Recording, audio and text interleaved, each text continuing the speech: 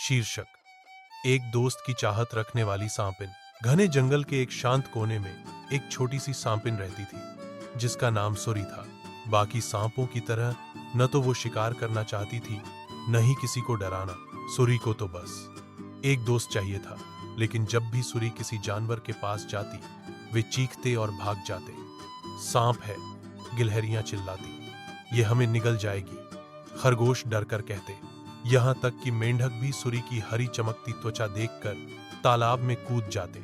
सुरी उदास होकर किसी पत्ते के नीचे सिकुड़ जाती और फुसफुसा कर कहती, मैं डरावनी नहीं हूं, मैं तो बस अकेली हूं। एक धूप भरी सुबह सुरी को नदी किनारे से एक हल्की सी सिसकने की आवाज आई। वो धीरे धीरे फिसलती हुई वहां पहुंची और देखा एक छोटा सा कांपता हुआ कांटेदार जीव दो पत्थरों के बीच फंसा हुआ था। डरो मत, सुरी ने नरम आवाज में कहा, मैं तुम्हें नुकसान नहीं पहुंचाऊंगी। वो छोटा जीव एक कांटेदार छोटा सेज हेजहॉग डरा हुआ था, लेकिन जरूरतमंद भी। उसने धीरे से सिर हिलाया। सुरी ने बहुत सावधानी से अपने मजबूत शरीर से पत्थरों को थोड़ा सरकाया।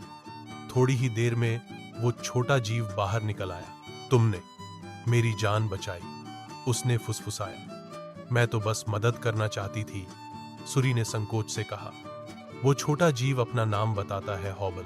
उसे चलने में थोड़ी परेशानी थी और अक्सर दूसरे जानवर उसे पीछे छोड़ देते थे। तुम तो डरावनी बिल्कुल नहीं हो, हॉबल ने मुस्कुराते हुए कहा, और तुम अंदर से बिल्कुल भी चुभने वाले नहीं हो, सुरी ने जवाब दिया। उस दिन के बाद से सुरी और हॉबल सबसे अच्छे दोस्त बन गए। वे चांदनी रात में मशरूम खोजते, पतझड़ की पत्तियों में खेलते और तारों के नीचे कहानियां सुनाते।